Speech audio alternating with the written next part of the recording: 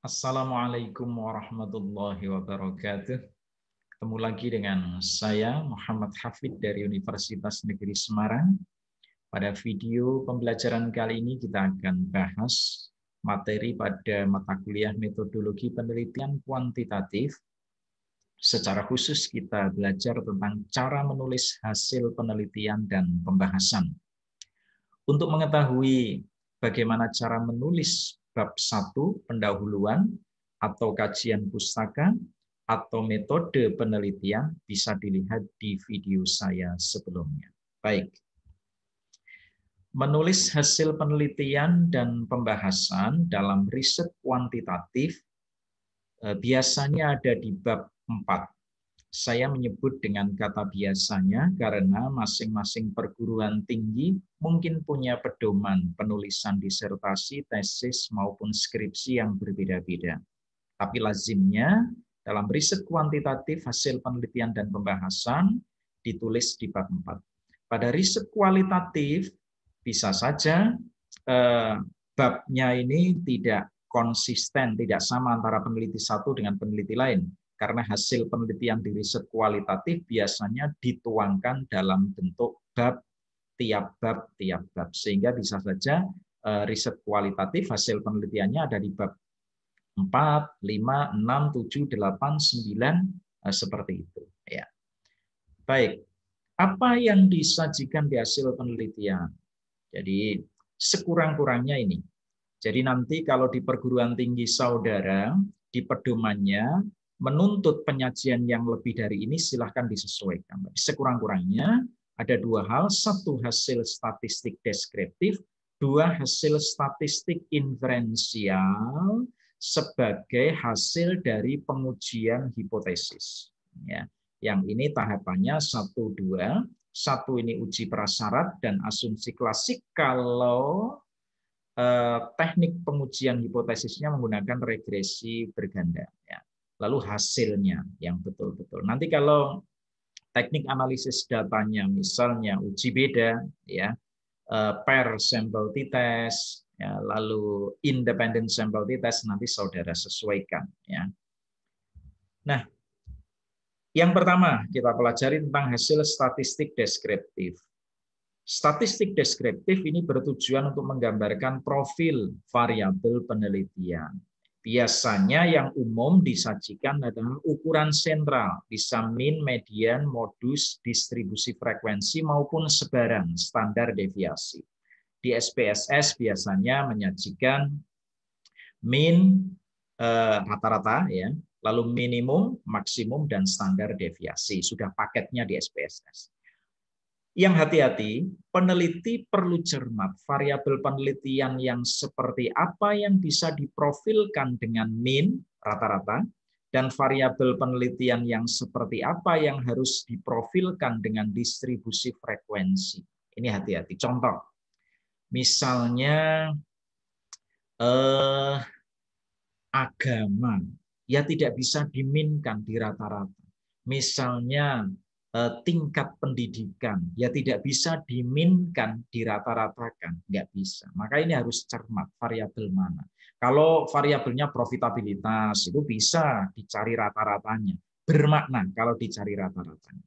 Tetapi kalau tadi yang seperti saya contohkan, pendidikan misalnya ada SD, SMP, SMA, sarjana, master, lalu doktor, ini kok di rata-rata angkanya nanti tidak bermakna. Nah, boleh juga disertai penyajian dalam bentuk grafik, sehingga ini menjadi satu alternatif agar tampilan menjadi menarik dan mudah untuk diamati. Jadi di naskah disertasi atau tesis atau skripsi saudara tidak monoton dalam bentuk tabel dan kalimat, tetapi bisa juga dalam bentuk grafik, karena itu menjadi lebih menarik dan keterbacaannya menjadi lebih tinggi. Ya. Lalu setelah ditampilkan hasilnya juga dianalisis. Jadi statistik deskriptif pun perlu dibahas, dianalisis, bertujuan memaknai dan menganalisis kemengapaan tentang profil variabel penelitian. Jadi hasil profil variabel penelitian ini dibandingkan dengan sebuah standar, aturan atau ketentuan agar dapat dimaknai. Apakah profil variabel penelitian termasuk kategori tinggi, sedang, rendah, sudah sesuai ketentuan atau tidak sesuai dengan ketentuan, dianalisis mengapa tinggi, mengapa rendah. Jadi kalau ketemu rata-ratanya profitabilitas atau ROA, return on asset-nya ketemu 5%. Lah 5% ini harus dimaknai nih. Ini sudah termasuk tinggi, apa rendah, apa sedang, atau bagaimana biar bermakna. Tidak berhenti seperti itu. Nah, untuk latent variabel, apa itu latent variabel? Masih ingat ya? Jadi simak video-video saya sebelumnya. Latent variabel itu adalah variabel yang pengukurannya menggunakan lebih dari satu indikator. Maka profil variabel bisa diikuti dengan profil indikator atau item. Ya, jadi tidak profil variabelnya saja, tetapi termasuk profil dari itemnya. Dilihat dari item ini profilnya seperti ini. Dilihat dari item ini termasuk rendah. Dilihat dari ini termasuk rendah. Nah, begitu. Angka profil variabel atau indikator yang masih rendah atau belum sesuai dengan ketentuan adalah bahan untuk dapat memberikan saran atau rekomendasi. Ya. Jadi menjadi temuan yang menarik kalau ada yang belum sesuai, yang masih rendah seperti itu. Saya berikan contoh ya. Ini misalnya contoh statistik deskriptif dari variabel yang diteliti itu ini, ya. KOMDK itu komposisi Dewan Komisaris, kepemilikan manajerial, komite audit, kepemilikan institusional, persistensi laba, prediktabilitas laba, market outcome. Nah, itu ditampilkan min-nya seperti ini, standar deviasi minimum maksimum. Ini paket yang ada di SPSS, tampilan standarnya ya seperti ini. Nah, lalu perlu kita lihat, komposisi Dewan Komisaris apakah sudah tepat kalau pakai min, sudah bermakna, bisa dimaknai. Kalau sudah, ya sudah. Ya. Nah, saya tertarik ini tentang komite audit. Komite audit itu di sini pada riset ini dihitung dengan atau indikatornya adalah jumlah komite audit. Nah, ketika jumlah ini kan jumlah orang. Ketika rata-ratanya 3,15, ini kan menjadi tidak indah kalau dimaknai. Maka bisa saja komite audit ini bukan pakai min cara memprofilkannya, tetapi pakai distribusi frekuensi sehingga menjadi seperti ini misalnya ya. Jadi perusahaan yang menjadi sampel atau unit analisis kita sejumlah 242 itu tidak kita tampilkan rata-ratanya jumlah komite audit berapa tidak, tetapi kita distribusi frekuensikan ya. Ternyata yang komite auditnya jumlahnya 2 itu ada 6 perusahaan. Yang 3 mayoritas ini 211, yang 4 13, yang 5 orang ada 7 perusahaan, yang 6 orang ada 5 perusahaan. Nah, angka-angka ini kita maknai. Nah, lalu kita tampilkan dalam bentuk grafik sehingga menjadi lebih indah. Ya, seperti ini. Bukan indah saja ya, tapi yang terpenting punya keterbacaan yang tinggi. Orang melihat menjadi mudah untuk membaca, mudah untuk dipahami. Apalagi pada saat presentasi. Jadi tampilan tabel seperti ini mungkin menjadi lebih menarik yang gambar seperti ini. Contoh lagi yang perlu ditampilkan dalam bentuk distribusi frekuensi, misalnya jenjang pendidikan, SD, SMP, SMA, sarjana, magister, doktor, tentu tidak bisa ditampilkan dengan profil min atau rata-rata. Ya. Rata-ratanya jenjang pendidikan 4,3, nggak bisa bermakna. Tapi kalau dimaknai yang SD ada 6, yang SMP ada 26, dan seterusnya, lalu ditampilkan, wah mayoritas ini ternyata SMA. SMA-nya itu ada 43%. Nah, ini menjadi bisa bermakna. Nah, tadi menganalisis itu membandingkan dengan ketentuan, ya, dengan aturan, lalu tinggi, rendah, dan sebagainya. Contohnya seperti ini. Tadi tentang komite audit, kembali ke komite auditnya. Ini analisisnya seperti ini. Peraturan Badan Pengawas Pasar Modal nomor sekian, tanggal 24 September 2004 tentang pembentukan dan pedoman pelaksanaan kerja komite audit menyatakan bahwa komite audit terdiri dari sekurang-kurangnya 1 orang komisaris independen yang bertindak sebagai ketua komite audit dan sekurang-kurangnya 2 orang anggota lainnya yang berasal dari luar emiten atau perusahaan publik. Dari pernyataan tersebut dapat diketahui bahwa jumlah komite audit yang harus dimiliki oleh setiap perusahaan yang terdaftar di Bursa Efek Indonesia adalah 3 orang. Padahal temuan kita tadi ada loh perusahaan yang komite auditnya cuma 2. Dengan demikian 6 perusahaan yang memiliki komite audit sebanyak 2 orang dapat dikatakan belum memenuhi ketentuan jumlah komite audit minimal yang telah ditetapkan, dan seterusnya. Nah, ini namanya temuan yang nanti akan menjadi bahan untuk menyusun saran atau rekomendasi. Jadi ini ada temuan menarik seperti ini. Jadi saudara juga begitu, bisa menemukan, loh, rentabilitasnya ternyata kok rata-ratanya negatif, rendah sekali, negatif, rentabilitas negatif, banyak perusahaan yang rugi. Nah, ini salah satu bahan sebagai sumber nanti memberikan saran.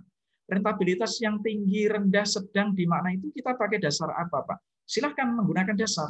Apakah tingkat sertifikat bunga sertifikat Bank Indonesia, tingkat bunga SBI, ataukah pakai rata-rata industri, ya, atau bagaimana? Nah, yang jelas dibandingkan biar bisa dimaknai. Baik. Sekarang bagian berikutnya adalah hasil statistik inferensial atau pengujian hipotesis. Diawali dari hasil uji prasyarat dan asumsi klasik. Maka ditampilkan satu, dideskripsikan pemenuhan pada prasyarat normalitas.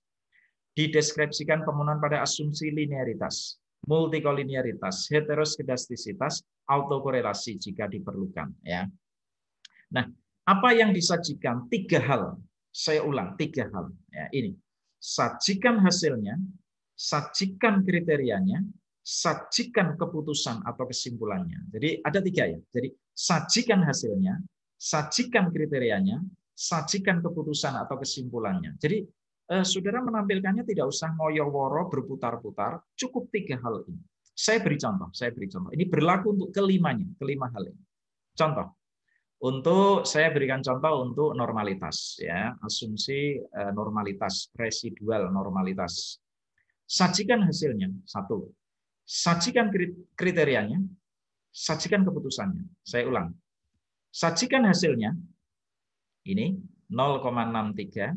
Sajikan kriterianya, jika signifikansi lebih dari 0,05, residual data terdistribusi normal atau memenuhi persyaratan normalitas. Ya. Sajikan keputusannya, karena nilai signifikansi 0,63 berada di atas 0,05, sehingga residual data terdistribusi normal. Begitu juga dengan linearitas, multikolinearitas. Sajikan hasilnya, sajikan kriterianya, sajikan keputusannya. Ya, begitu. Jadi lakukan untuk uji lainnya. Begitu. Oke. Prasyarat dan asumsi klasik selesai. Berikutnya hasil uji hipotesis.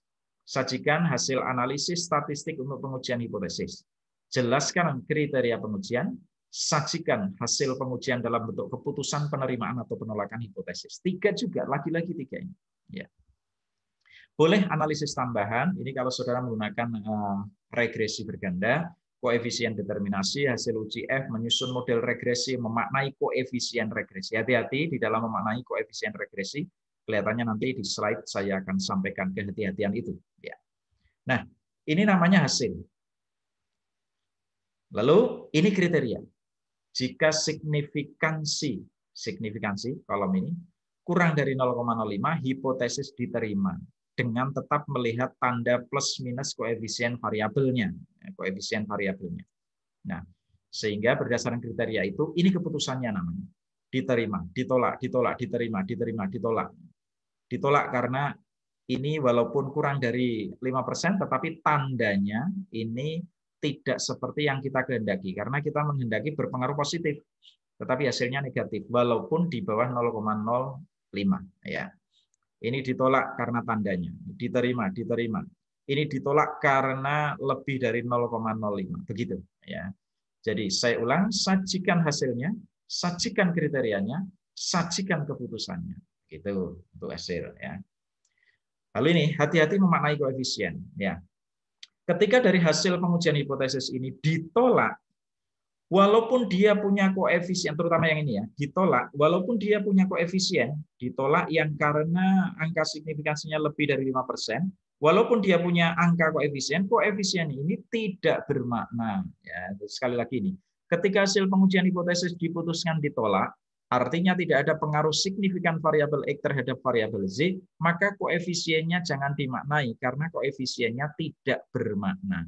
Jadi lucu, ketika saudara ada hipotesis yang ditolak, tapi saudara memaksa memaknai. Saudara buat kalimat seperti ini.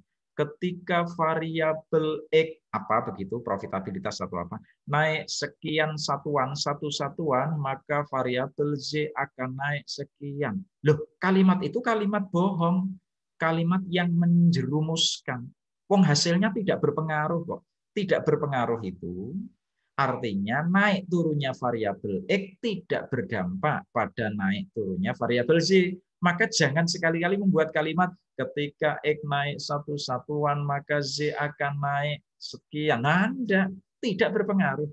Jadi variabel, koefisien yang hipotesisnya tidak berpengaruh, ya, tidak diterima, ya, maka koefisiennya jangan dimaknai. Baik. Hasil uji lainnya, koefisien determinasi, ya, uji F dan sebagainya silahkan. Pokoknya sajikan hasilnya, buat kriterianya, jelaskan keputusan. Berikutnya adalah pembahasan. Ini penting pembahasan. Jadi kualitas seorang peneliti, penyusun disertasi, penyusun tesis, penyusun skripsi itu ada di sini. Ya.